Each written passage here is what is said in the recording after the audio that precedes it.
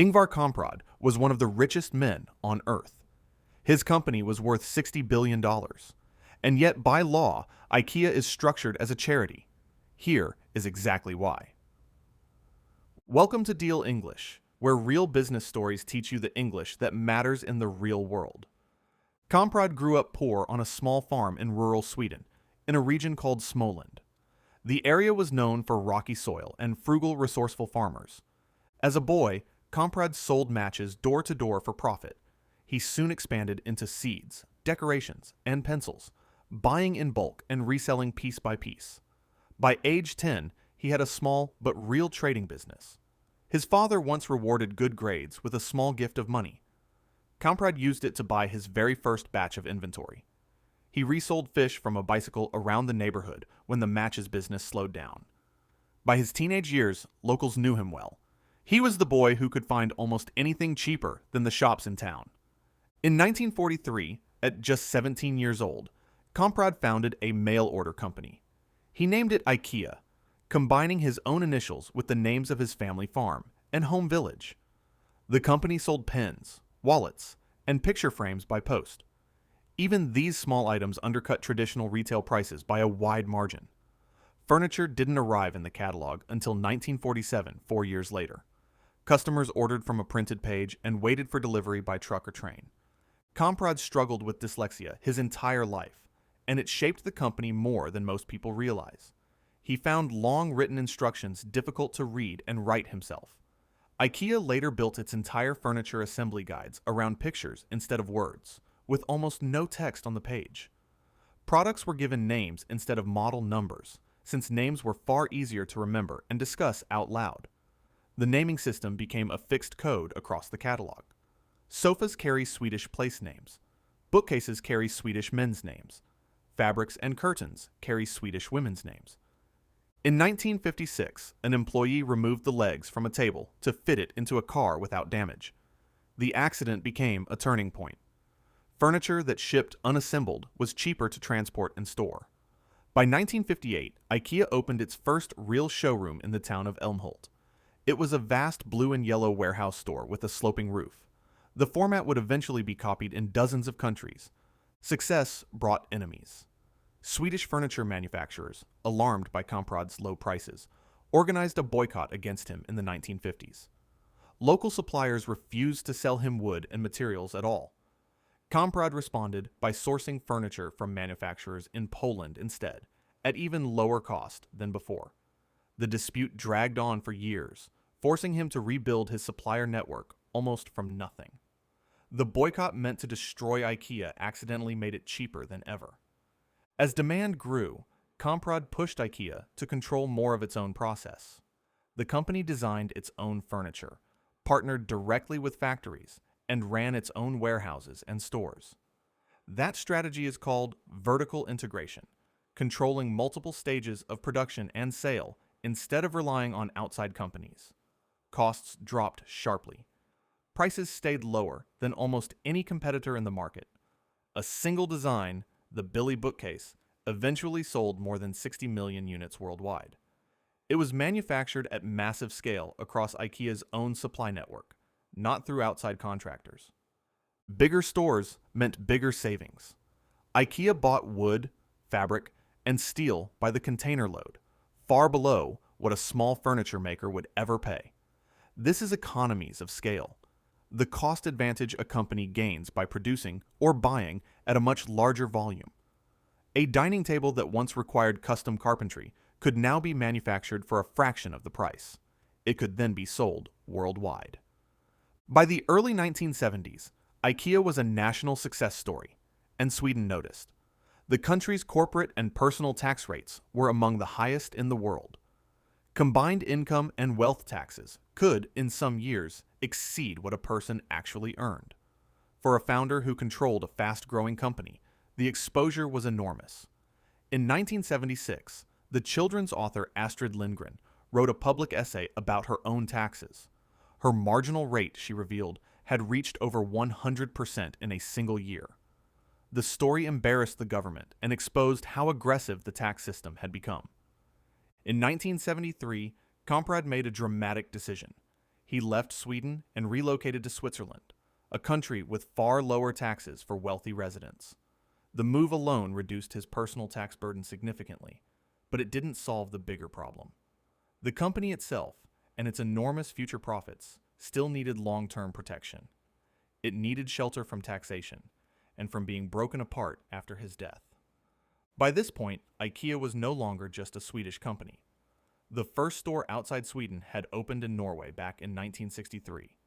Stores in Switzerland, Germany, and Austria followed through the 1970s. The IKEA catalog was printed in dozens of languages. Its circulation eventually grew larger than almost any other publication on Earth, behind only certain religious texts.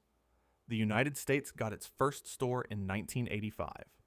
China followed in 1998, opening a market that would later become one of IKEA's largest. In 1982, Kamprad transferred ownership of the IKEA group to a new entity in the Netherlands called Stichting Inca Foundation. A foundation, in this legal sense, is a non-profit organization. It holds assets for a stated purpose, rather than for private owners. On paper, nobody personally owned IKEA anymore. The foundation did. A second, separate structure controlled something just as valuable: the IKEA brand and business concept itself. That piece belonged to IKEA Group, ultimately owned by yet another foundation, this one based in Liechtenstein. Two foundations in two different countries now sat above the entire company. Underneath the foundation sat a layer of corporate structure. The foundation owned Inca Holding, a holding company that owns shares in other businesses rather than running operations itself. Inca Holding, in turn, owned the actual stores, warehouses, and operating companies.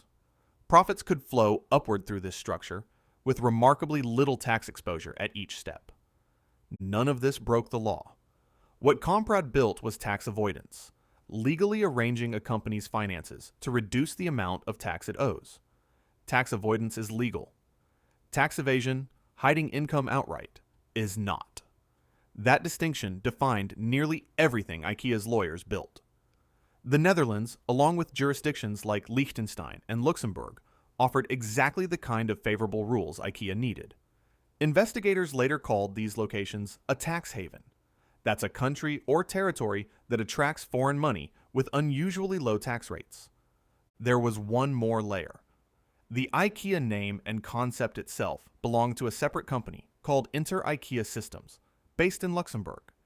Every IKEA store in the world paid a royalty fee back to that company. This applied whether the store was owned by the foundation or run as a franchise. The fee simply bought the right to use the name and business model. Money moved efficiently across borders, always settling where the tax bill was smallest.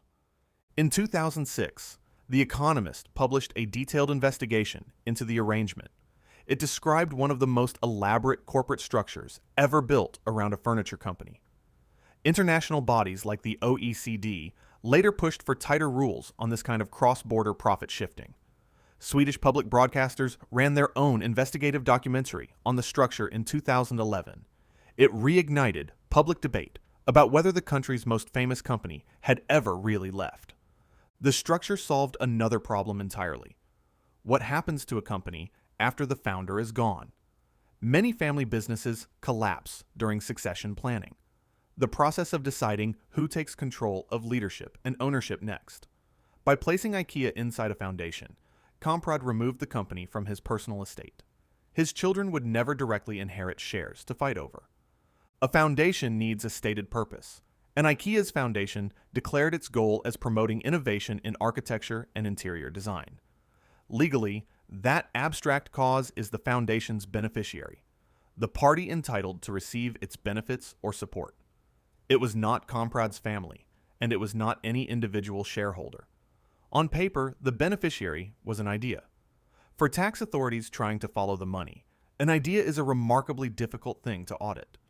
Confusingly, a separate organization called the IKEA Foundation does carry out real charity work.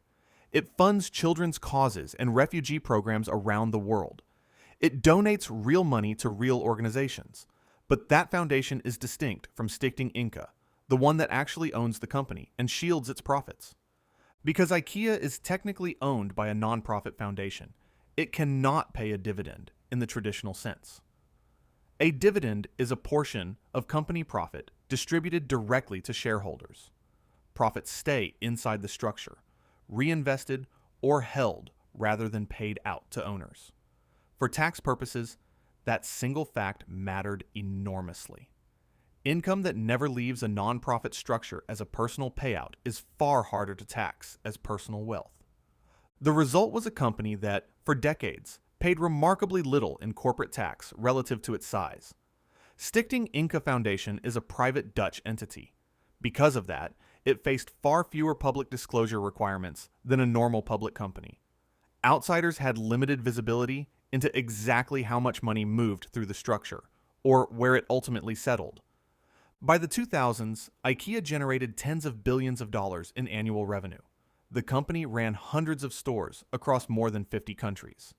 Despite that scale, published profit margins and tax payments remained strikingly low compared to other retailers of similar size. Some analysts argue that, by total assets, Stichting Ingvar Foundation rivals famous philanthropic giants like the Wellcome Trust. The difference is that almost none of its wealth funds, outside, causes the way traditional charities do. Despite controlling one of the most valuable retail empires on earth, Kamprad lived with famous frugality. He flew economy class well into his 80s. He furnished his own home with IKEA products and reportedly drove an old Volvo for decades. Colleagues told stories of him collecting condiment packets from restaurant tables and negotiating down hotel room prices. Whether genuine thrift or careful branding, it matched the frugal image IKEA built for its customers. Forbes still ranked him among the wealthiest people on the planet for years. Technically, he owned no shares in the company at all. Kamprad died in January 2018 at the age of 91. By then, IKEA operated hundreds of stores across dozens of countries, employing well over 100,000 people worldwide. The foundation structure he built in 1982 continued to run the company exactly as designed. Ownership rested not in a family, but inside a legal entity with one declared charitable purpose.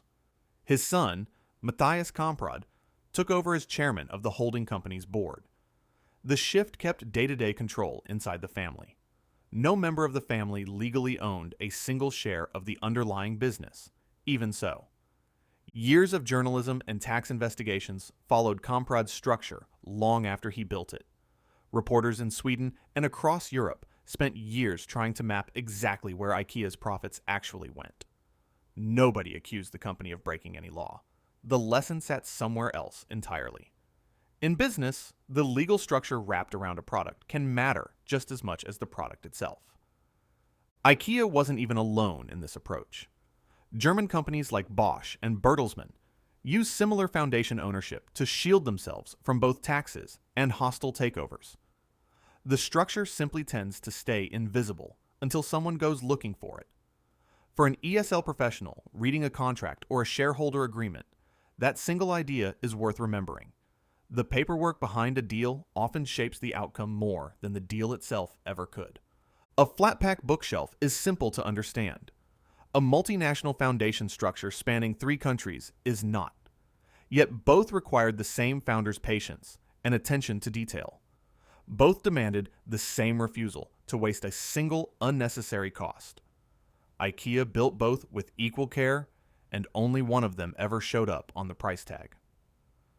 Let's review what this story taught us. Vertical integration, controlling multiple stages of production and sale within one company. Economies of scale, the cost advantage gained from producing or buying at a larger volume. Foundation, a non-profit organization that holds assets for a stated purpose, not private owners. Holding company, a company that owns shares in other businesses rather than running operations. Tax avoidance, legally arranging finances to reduce the amount of tax owed. Tax haven, a country offering unusually low tax rates to attract foreign money. Succession planning, the process of deciding who takes control of a company next. Beneficiary, the party legally entitled to receive a trust or foundation's benefits. Dividend, a portion of company profit distributed directly to shareholders.